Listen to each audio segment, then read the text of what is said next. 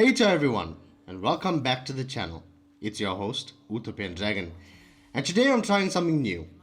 I'm going to share with you guys my successes after all the trials and errors so that you don't have to go through that dookie by yourself. Today, we're going to be talking about how I solo Netracells, and hopefully by the end of this video you can learn how to do it as well. This series is mainly for the baby birds that just entered Steel Path and are getting absolutely hammered and need just a little bit of guidance from the best Warframe player in the world. You know what I'm saying? But if you're a vet that's slow and want to be guided, you're welcome to join us as well. I'm going to give you guys just the tip and some tricks that I use while running the Netracells. So on to the video. Netracells are a fundamental game mode for all the players that are entering Steel Path because it's one of 4 ways that you can obtain Archon shards. Archon shards provide you a great array of flexibility, especially if you're going to try out different builds. They also give some Warframes the boost they need to nuke Steel Path. Now, before you rush over to Tagfa to start the Netracells, make sure you set aside 2 pulses for Deep Archimedia. And yes, even though it is obscenely difficult and has now claimed its spot as the most difficult game mode the game has, it's still worth to run because you're getting more Netracell rewards for just 2 pulses. So firstly, why do I run Netracell solo when you can run it in a squad? Yes, a squad does make it more efficient and way quicker because 4 people can do the job better than 1. But from the time I'm running Netracells, I've only gotten a full squad 3 times. Half the time the squad is made up of Dora the Explorers, leaving you to do the job by yourself. And yes, more teammates mean more enemies, which leaves you getting absolutely Oreo'd. And the other half of the time, you don't get a squad at all. So I think it's best that you learn how to solo most of these missions, which in turn will make you a more formidable and efficient player. So with all of this, you're not wasting hours in the recruitment chat. And when you do get a squad, you become a valuable asset and not a skid mark on the underwear of society. So after my countless trials, errors and testing, I finally landed the perfect Warframe for Netracells, and that is Citrine. Citrine has always been a solid Warframe, being one of the best support frames the game has, and is now perfect for the Netracells because her kit is absolutely solid for negating all the dog water the Netracells can throw at you. Citrine is also easily accessible by just running the Tiana Pass on Mars. You can obtain her components from either the rotation rewards or by taking the crystals you collected in the mission to OTAC in the Necralisk. Citrine equips you with a vast array of utility for the Netracells. A passive being that by collecting health orbs you increase the health per second regen, which will not only negate a good amount of debuffs the Netracell keyglyphs will give you, but also gives you an added layer of survivability. Her first ability sends out shards that inflict slash status, and only the enemies that are affected by said status have an increased chance of dropping health and energy orbs when killed, which will not only fuel her passive, but will also give you no need for steadfast and energize, freeing up a arcane slot. Her second ability gives her damage reduction, which upon getting kills increases her damage reduction, capping at a nasty 90%, removing the need for modding adaptation, freeing up a mod slot. Her third ability sends out a massive crystal that targets enemies you are attacking or shooting at, which codes them with 1 stack of heat, cold, toxin and electric status, removing the need to carry a dedicated primer. You can, however, increase these stacks with the amount of times you shoot at an enemy. Even though the crystal will only focus on a singular enemy you are attacking and will not react to the use of abilities on enemies. Citrine's first ability will, however, make the gem focus on all the enemies her first ability affects at the same time. Her fourth ability is a crowd control ability that stops enemies in their tracks, having them sprout a crystal out of a place in their body, regarded to as a weak spot, that when shot gives your shots a 300% critical chance increase, which is very useful against the book and the corrupted necromechs. For my primary weapon, I'm rocking Fenmore Incarnate.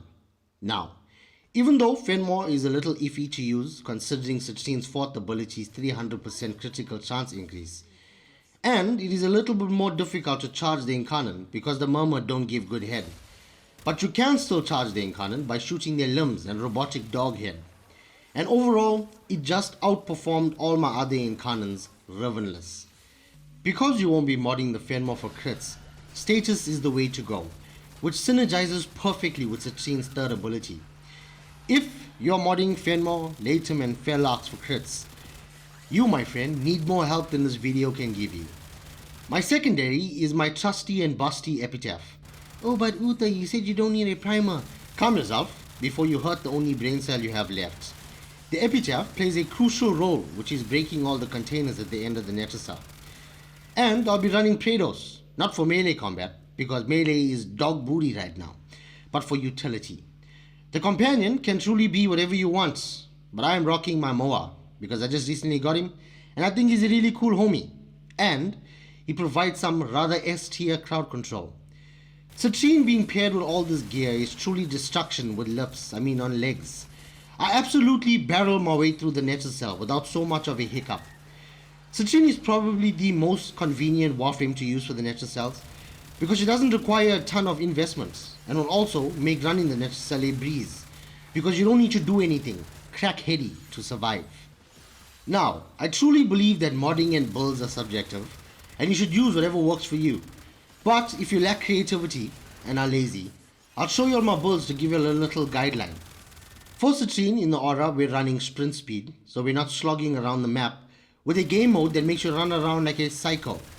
In the Exodus, we're running handspring because we don't have prime sure-footed as yet, because we still have a touch of baby bird in us.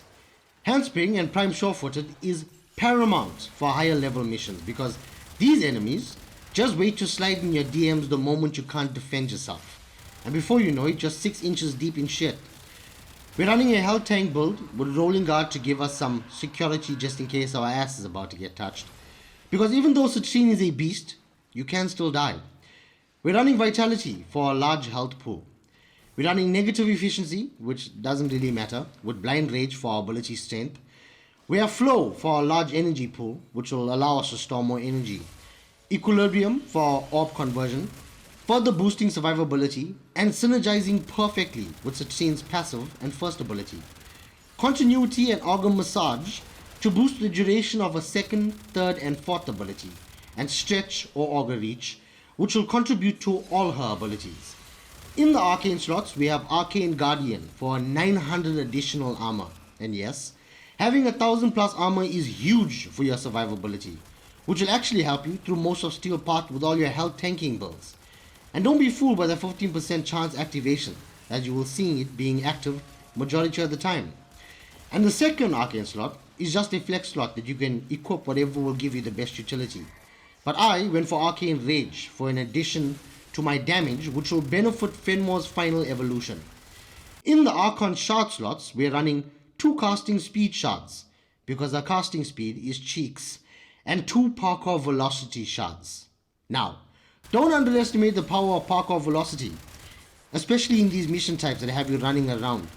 It's a huge increase to your speed in which you traverse these maps in. For Fenmore, we're running these evolutions. For the mods, we are running Serration, but if you want to be unnecessary, you can run a faction mod. We got Galvanized Chamber for our multi-shot, Pile Acceleration and Speed Trigger for our fire rate, which is a massive boon to your damage output. But you can remove Speed Trigger and replace it with Vigilante Armaments for additional multi-shot. We have Infected Clip and Cold in combination gives us Viral, which increases damage done to enemy health by 325%. We have Fast Hands for the speedy Incarnate Transformation, and yes, Incarnate Transformations are affected by reload speed. Galvanized Aptitude for additional damage, which synergizes perfectly with Citrine's third ability. In the Exodus, we have Terminal Velocity for the projectile speed, but that's just personal preference. And in the Arcane slot, we have Primary Deadhead that provides us with all of its juicy goodness. Now, I have heard many people say that too much of additive damage gives diminishing returns, but I'd have to say that it doesn't look like that in my experience. But let me know what you think about too much additive damage and its effects in the comment section below. For Epitaph, which is not really necessary for this mode as I explained above, but because I run it with my Burston Incarnate, it's built for heat, because heat is one of the only elements in the game that scales endlessly if it's given a source to scale off of. And it gives insane crowd control as well. For Praetos, all we care about is the parkour velocity and speed evolutions, which paired with sprint boost and parkour velocity shards, you'll be absolutely zooming through the Netracells. For the mower build, we have Whiplash Mine and Anti-Gravity for some rather cool crowd control shenanigans. We have the synth mods to help us with our health orb pickup rate, which also synergizes with Equilibrium. Vacuum for the item, pickup reach, and Guardian for our little shield gate for added survivability. As for the mower weapon, just run whatever you want, but do not add Vigilante mods if you are running Fen more because it might affect its crit chance. That must have confused the shit out of all of you, lah. I just wanted to see if you're awake and if you're paying attention and watching the video till the end. Let us continue. And now that I've given you all the builds that I run, it's time for my tip and tricks and what I use in the Netracells that make the run more efficient for me. Firstly, since they've taken away Carl's job and given it to Burge 3 brain cells left, it's very important for you to farm Voka, because its weekly Archon Shard, Fashion and Necromech mods are unnecessarily expensive. Now, this might be obvious, but for the slow people in here, I try to be as efficient as I can and keep an ear out for the Voka as I make my way through the map, to remove the need for me to run an additional extermination mission in order to farm Voka and waste my time.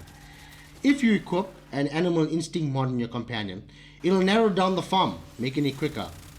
But do not spend your time focusing on getting the Voka, as you're still impaired by debuffs, and if you die, you will lose all the items you've collected and your progress. Secondly, sometimes while you're running the Netracells, you'll notice that the enemies are not spawning or spawning way too slow. If you ever experience this, find the book and kill it, and that should make the enemy spawn as normal. And you'll net yourself an arcane in the process. Now, I haven't encountered this bug as of late, so they might just have patched it.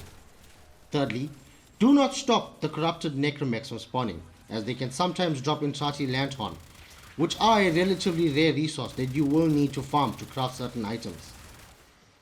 In fourth, it is very important for you to craft and equip ciphers into your gear wheel, as it insta-hacks the computers in the Netracell. So don't be lazy, go to your clan dojo and buy the large BP, and craft it and equip it into your gear wheel. Trust, it's a lifesaver. All this gear, along with the tips and tricks I've given you, is what I use in my weekly Netracell runs. And as I said, I have relatively successful solo runs. If there are any vets in here that have different Warframes and weapons that they use to solo the Netracells, feel free to let us know about it in the comment section below. I'm pretty sure it'll help all the baby birds here, and also give me a new build to try out in my next solo Netracell.